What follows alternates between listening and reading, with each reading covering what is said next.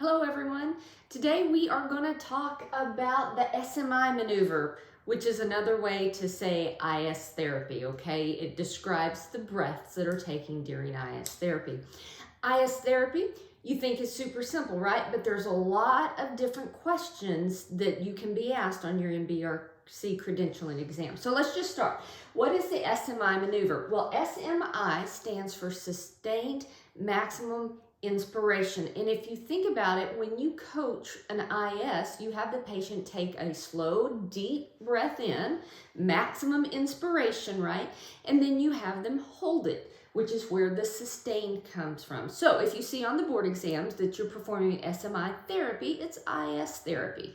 All right, how do you teach it to your patients? Okay, the effectiveness of this therapy is only as good as what you teach, okay? So you teach the patient to exhale normally, okay? You don't have them blow everything out of the chest. That actually creates more atelectasis. Exhale normally, wrap their lips around the device, and inhale completely at the top of inhalation to hold their breath 5 to 10 seconds, okay?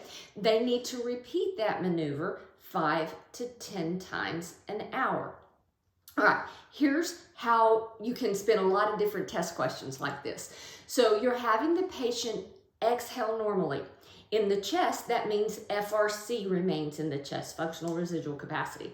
You have them inhale completely, okay? So after somebody inhales completely, that's total lung capacity, TLC. So you're coaching a patient to breathe from FRC to TLC.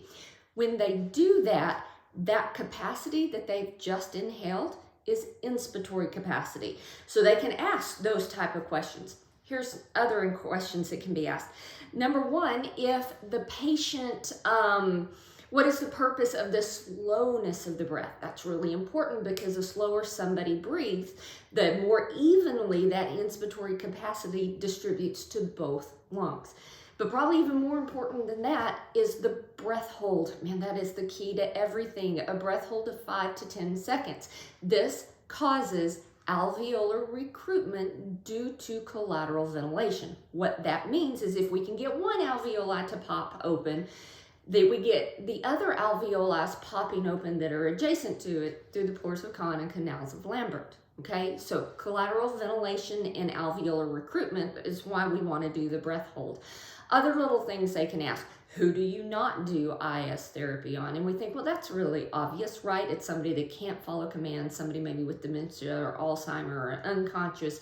But according in the testing world, according to textbooks, you don't want to do IS with anybody that cannot take a good deep breath. So if a person's vital capacity is less than 10 mLs per kilo of ideal body weight, if they can't take a good deep breath, they're not going to be able to use IS to offset atelectasis. And then another way to measure that is inspiratory capacity. If their inspiratory capacity is less than 33% of predicted, then we need another strategy to treat atelectasis. So just a little bit about IS. It's a little more complicated as far as test questions go than what you might think, but I hope this helped. See you soon.